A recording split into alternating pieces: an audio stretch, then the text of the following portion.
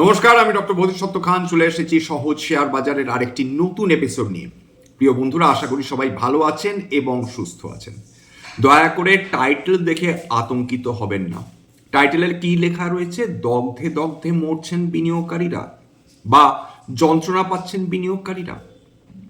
বিগত 20 বছর ধরে শেয়ার বাজারে যেটা দেখেছি এবং যেটা আমার অবজারভেশন সেটাই আপনাদের সঙ্গে শেয়ার করছি।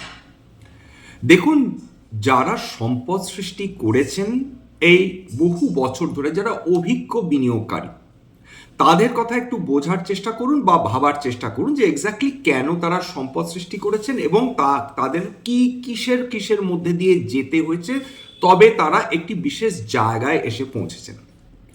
একটি জিনিস সবসময় মাথায় রাখতে হবে যে শর্ট টার্মে মার্কেট সবসময় ভোলাটাইল থাকে, অর্থাৎ ওপর নিচ হওয়ার সম্ভাবনা বেশি থাকবে, বিশেষ করে সেই সমস্ত স্টক যেগুলো হাই বিটা স্টক, অর্থাৎ যেখানে ভোলেটিলিটি বেশি, সেইগুলোতেই অত্যাধিক উত্থান বা অত্যাধিক পতন আপনারা দেখতে পাবেন। তার ফলে যেটা দাঁড়ায়, যে স্টকসগুলো অতি উন্নত মানের স্টকস, সেটা মিড ক্যাপ হতে পারে, স্মল ক্যাপ হতে পারে, কিন্তু সেটাতে যদি হাই ভোলেটিলিটি থাকে বা সেগুলো যদি হাই বিটা স্টক হয়ে থাকে, সেটা যেরকম কয়েক মাসের মধ্যেও দ্বিগুণ হতে পারে।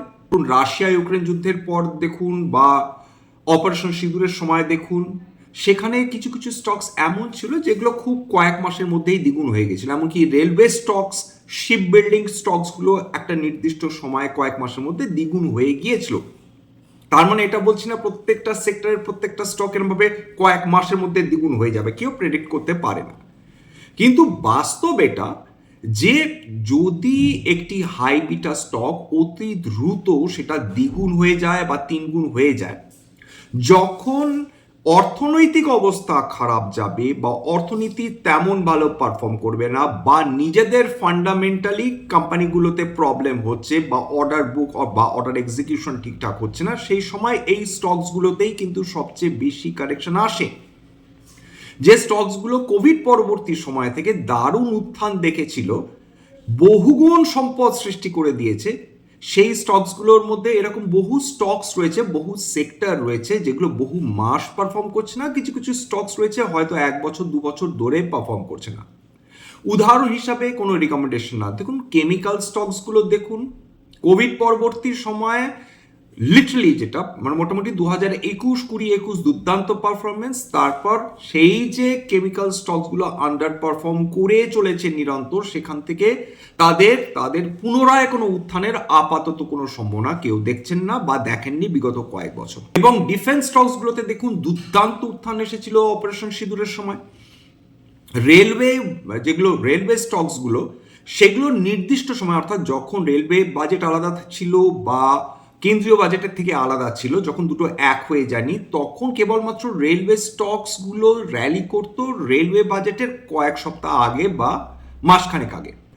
অর্থাৎ প্রত্যেকটা সেক্টর একটা নির্দিষ্ট সময় র্যালি করে এবং একটা নির্দিষ্ট সময় সেখানে কারেকশন হয়। কোন স্টকসগুলোতে কারেকশন আসছে? যারা আতঙ্কিত হচ্ছেন, যারা দেখছেন যে তাদের ধরে রাখা পোর্টফোলিওতে 10%, 20%, 20% কি 30% কারেকশন এসছে, এবং যদি ধরেও নিই তাদের স্টক মানে যে পোর্টফোলিও রয়েছে সেইখানে অধিকাংশ মিড ক্যাপ বা স্মল ক্যাপ, এবং তার সঙ্গে যদিও ধরে নিই যে প্রত্যেকটা মিড ক্যাপ এবং স্মল ক্যাপই অতি উন্নত মানে হাই কোয়ালিটি, ফান্ডামেন্টালি অত্যন্ত সাউন্ড, তাহলেও এই 20, 30, 40% কারেকশন আসাটা মোটেই অস্বাভাবিক না। যদি ফান্ডামেন্টালি সাউন্ড কোম্পানি হয়, এরকম বহু স্টকস বিগত কয়েক বছরে সেখানে 60-70% অব দি কারেকশন এসেছে, অথচ তারা কিন্তু দুর্দান্ত স্টক। এবং এরকমও রয়েছে তারা নিজেরা স্মল ক্যাপ কিন্তু তাদের সেক্টরের মধ্যে তারা কিন্তু রাজা, অথচ এই ধরনের স্টকসগুলোতে 50-60% কারেকশন এসছে, এক বছরে 50-60% কারেকশন এসছে। 52 উইকস হাই একদিকে দেখুন, 52 উইকস লো দেখুন একটা স্টকের, সেখানে ইউজুয়ালি 40-50% ডিফারেন্স সবসময় আপনারা দেখতে পাবেন। আতঙ্কের কোনো কারণ এই মুহূর্তে ঘটেছে কি? উত্তর হচ্ছে কেবলমাত্র টাকাতে পতন ঘটছে বলে আমাদের অর্থনীতি খুব খারাপ অবস্থায় রয়েছে, এটা একটা ভুল ধারণা বা তার মধ্যে ভ্রান্তি রয়েছে। টাকাতে পতন হওয়া মানে একটি অর্থনীতি খারাপ অবস্থার মধ্যে রয়েছে, এটা কখনোই কোনো অর্থনীতিবিদ বলবেন না বা বলতে পারেন না। একটি উদাহরণ হিসেবে বলা যায়, ধরুন যে দেশগুলোতে কারেন্ট অ্যাকাউন্ট সারপ্লাস দেশ, সেখানে যদি তাদের মুদ্রার ক্রমাগত পতন হয় এবং মাঝে মাঝে তারা ইচ্ছে করেই তারা নিজেদের মুদ্রার পতন ঘটিয়ে থাকেন যাতে তাদের এক্সপোর্ট থেকে আসা রেভিনিউ বা প্রফিট অনেক বেশি বৃদ্ধি পায়। উদাহরণ হিসেবে বলা যেতে পারে চীন। চীন কারেন্ট অ্যাকাউন্ট সারপ্লাস দেশ, তাদের $1 ট্রিলিয়ন বেশি তাদের ট্রেড সারপ্লাস রয়েছে। সুতরাং তাদের যদি কারেন্সি ডলার বা অন্যান্য ইন্টারন্যাশনাল কারেন্সির এগেনস্টে সেখানে তাদের যদি ডিভ্যালুয়েশন হয়, সেটা আখেরে তাদের লাভ। ভারতবর্ষের যদি নভেম্বর ডেটা দেখেন যে সেখানে ট্রেড ডেফিসিট রয়েছে, এ ব্যাপারে কোনো সন্দেহ নেই, কিন্তু অক্টোবরের তুলনায় ট্রেড ডেফিসিট ইমপ্রুভ করেছে এবং মান্থ অন মান্থ যেরকম, ঠিক একইভাবে ইয়ার অন ইয়ার নভেম্বর 2025 সেখানেও ট্রেড ডেফিসিট ইমপ্রুভ করেছে। ইউনাইটেড স্টেটসে আমরা অনেক বেশি পণ্য পাঠিয়েছি, ম্যানুফ্যাকচারিং পণ্য পাঠিয়েছি, সার্ভিসেস আমরা যেটা অফার করি সেটাও আমাদের বেশি। অর্থাৎ ইউনাইটেড স্টেটস নিয়ে আমাদের যে চিন্তা ছিল যে এই ট্যারিফের ফলে আমাদের পণ্য ওখানে পাঠানো হয়তো বা পুরোপুরি বন্ধ হয়ে যাবে, সেটা তো বাস্তবে আদেও হয়নি। উপরন্তু আমরা আমেরিকাতে অনেক বেশি পণ্য পাঠানো শুরু করেছি, এটা একটা পজিটিভ দিক definitely. Reserve bank of India, এটা মন দিয়ে শুনুন যে রিজার্ভ ব্যাঙ্ক অফ ইন্ডিয়া মাঝে মাঝে ইন্টারভেন করেন না। টাকাতে যখন পতন হচ্ছে, ফ্রি ফল হচ্ছে, তখন ইচ্ছা করে রিজার্ভ ব্যাঙ্ক অফ ইন্ডিয়া সেই পতন ঘটাতে দেন। কেন? তার পিছনে কারণ রয়েছে। তার পেছনে একটা স্ট্র্যাটেজি হতে পারে এই ট্যারিফটাকে অফসেট করা। কিরকম ভাবে একটু বোঝার চেষ্টা করি। তর্কের খাতিরে যদি ধরে নিই যে আমেরিকাতে আমরা মাল কম পাঠালাম, বাধ্য হয়ে কম পাঠালাম 50% ট্যারিফের ক্ষেত্রে, সেক্ষেত্রে আমাদের কি করতে হবে? আমাদের এক্সপোর্ট কম্পিটিটিভনেস বাড়াতে হবে, অর্থাৎ আমাদের এক্সপোর্টের পরিমাণ অন্যান্য দেশে যাতে বৃদ্ধি হয়, 1 নম্বর। 2 নম্বর, আমাদের ওই এক্সপোর্ট যদি বৃদ্ধি হয় এবং তার সঙ্গে যদি আমরা আমাদের টাকাকে ডিভ্যালু করতে পারি, সেক্ষেত্রে যেটা দাঁড়াবে যে ডলার শক্তিশালী হলে এই এক্সপোর্ট বৃদ্ধির সঙ্গে সঙ্গে আমাদের কিন্তু ফরেন কারেন্সি বেশি ঘরে ঢুকবে। এবার যারা বিনিয়োগকারীরা যারা আতঙ্কিত হচ্ছেন, যারা মন খারাপ করছেন, তাদের একটা কথা বলি যে দেখুন, এই স্টকসগুলো খুব ভালো মানের, মানে যে কোম্পানিগুলো খুব ভালো মানের কোম্পানি হয়, সেখানে কারেকশন কি কি কারণে আসতে পারে? সেখানে কারেকশন আসতে পারে যদি স্টকটা অত্যাধিক এক্সপেন্সিভ হয়ে যায় বা বাজার দর অত্যাধিক হয়ে যায়, 1। 2 নম্বর, যদি তাদের আর্নিংস ভিজিবিলিটি সামনের কয়েকটা কোয়ার্টার বা বছরে না থাকে, অর্থাৎ তাদের প্রফিট বাড়বে না কমবে সেটা নিয়ে যদি ধোঁয়াশা থাকে। 3 নম্বর, তাদের অর্ডার বুক সেটাও ঠিক ভিজিবল না, অর্থাৎ অর্ডার আসবে কি আসবে না পরের কোয়ার্টারগুলোতে সেটা সম্বন্ধে যদি কোনো ক্ল্যারিটি না থাকে, সেক্ষেত্রে একটা কোম্পানিতে শেয়ারের পতন আসতে পারে। 4 নম্বর, অর্ডার এক্সিকিউশন, অর্থাৎ যে কেবল অর্ডার পেলাম তা নয়, কত বছরে অর্ডারটা পুরোপুরি কমপ্লিট করে যিনি ক্লায়েন্ট তাকে দিয়ে দিতে পারলাম, এবং যে অর্ডারটা আমি পেয়েছি সেই অর্ডার অনুযায়ী আমি পুরো কাজটাই সময়ের মধ্যে করতে পারলাম। তো এই লার্জ ক্যাপ কোম্পানিজগুলোর ক্ষেত্রে যেটা সুবিধা, তাদের ম্যানেজমেন্ট দুর্দান্ত, তাদের টাইমলি অর্ডার এক্সিকিউশন দুর্দান্ত হয়ে থাকে বলে ক্লায়েন্টরা এই ধরনের লার্জ ক্যাপ কোম্পানিগুলোকে অর্ডার দিতে পছন্দ করেন। এবার মিড ক্যাপ কোম্পানি, বিশেষ করে কোয়ালিটি মিড ক্যাপ কোম্পানিগুলোরও সেই ধরনের কোয়ালিটি ম্যানেজমেন্ট থাকে, অর্ডার এক্সিকিউশনের ক্যাপাবিলিটি থাকে, লার্জ ক্যাপের মতন না কিন্তু থাকে।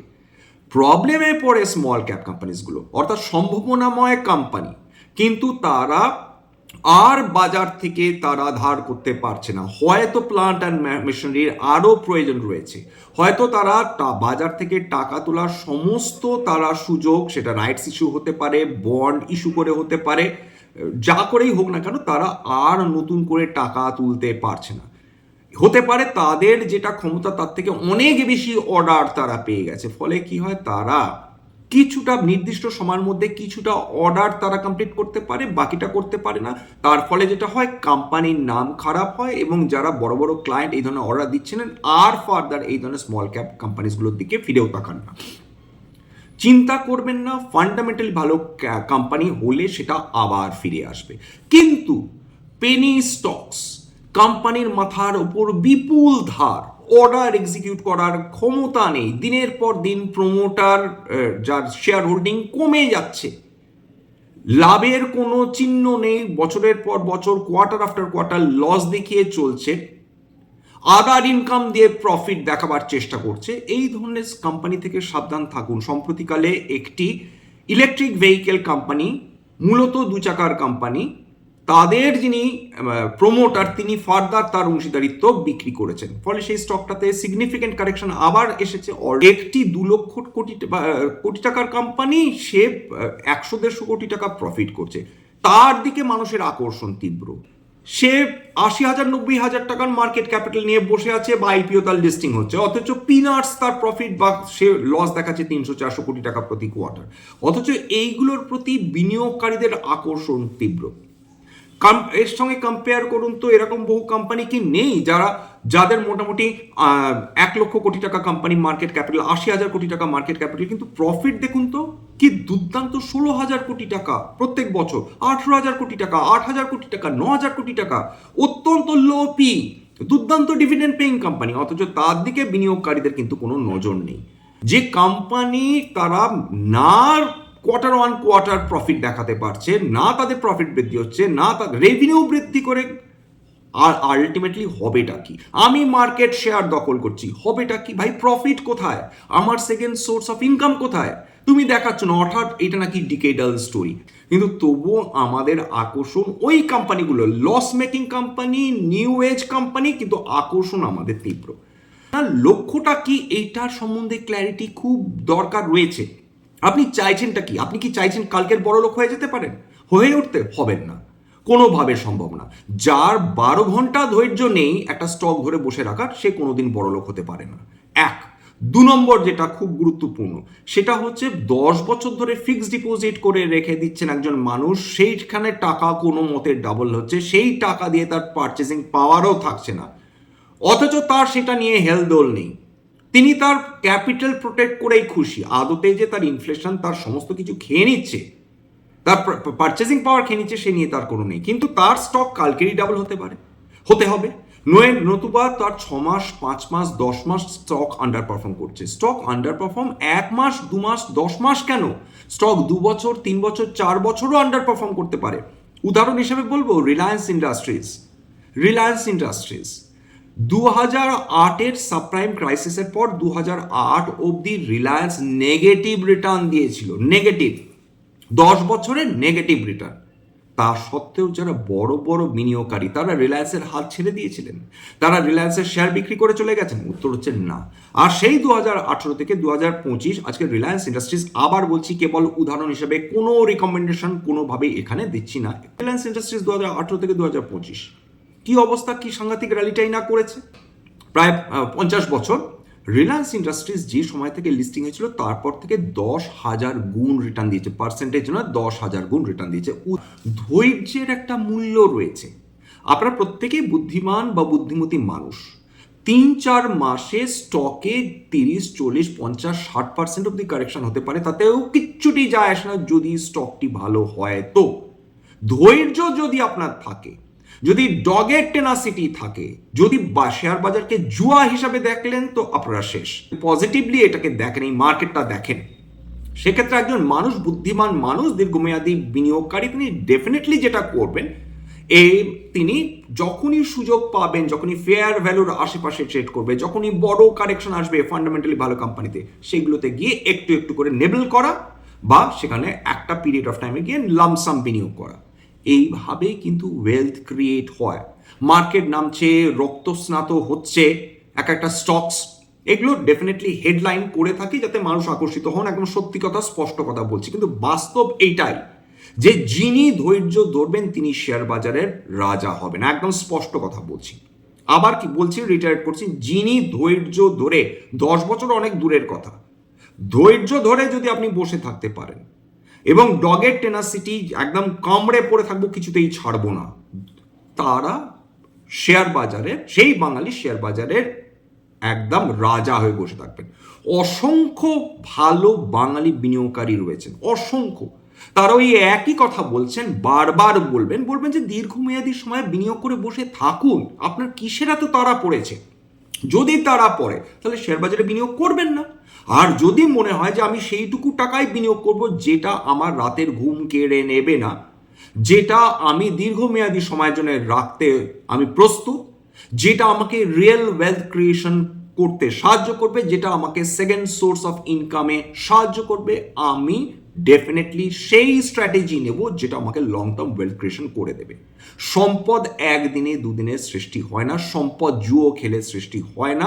যদি বলেন যে একজন জুয়া খেলে সে কোটিপতি হয়েছে, সেটা তো এক্সেপশন প্রুভস দ্য ল। একদম চুপচাপ বসে থাকুন, মার্কেটে অর্থনৈতিক খারাপ অবস্থায় কোনোভাবেই নেই, ইনফ্লেশন লিটারালি নেই বললেই চলে।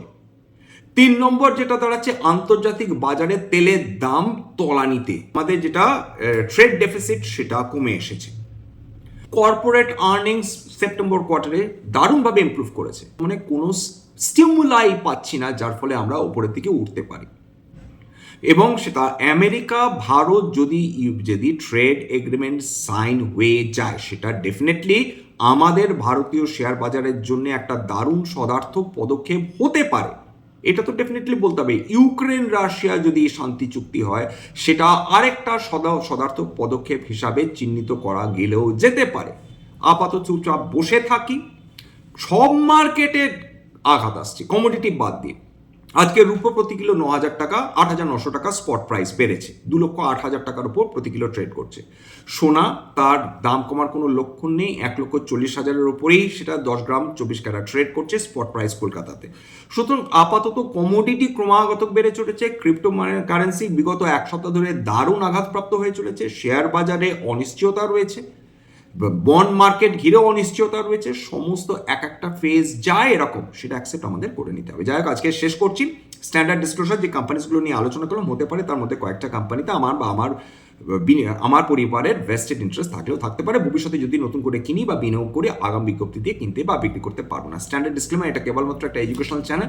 বাঙালি বিনিয়োগকারীদের ইনভেস্টার অ্যাওয়ারনেস বৃদ্ধির জন্য এখানে কোনো ধরনের কোনো শেয়ারে buy sell recommendation, suggestion, advice বা ইনফ্লুয়েন্স করার প্রচেষ্টা নেই। যে কোম্পানিগুলোর নাম বললাম উদাহরণ হিসাবে, যদি আমার কথা শুনে যদি কোনো শেয়ারে বিনিয়োগ করেন, ক্ষতির মুখোমুখি হতে পারেন। সুতরাং সবসময় একজন সেবি রেজিস্টার্ড ইনভেস্টমেন্ট অ্যাডভাইসারের পরামর্শ নেওয়ার চেষ্টা করবেন বা নিজের ডিউ ডিলিজেন্স করবেন, সেক্ষেত্রে আপনারা উপকৃত হলেও হতে পারেন। আর যদি সত্যি মনে হয় এই ধরনের এপিসোড একটু হলেও আমাদের বাঙালি ভাই বোনদের জীবনে ভ্যালু অ্যাড করতে সক্ষম হয়েছে, প্লিজ নিজের গ্রুপে শেয়ার করে দেবেন, যাতে বহু বাঙালি বিনিয়োগকারীর কাছে এই ধরনের এপিসোড পৌঁছে যায়। আজকের জন্য নমস্কার।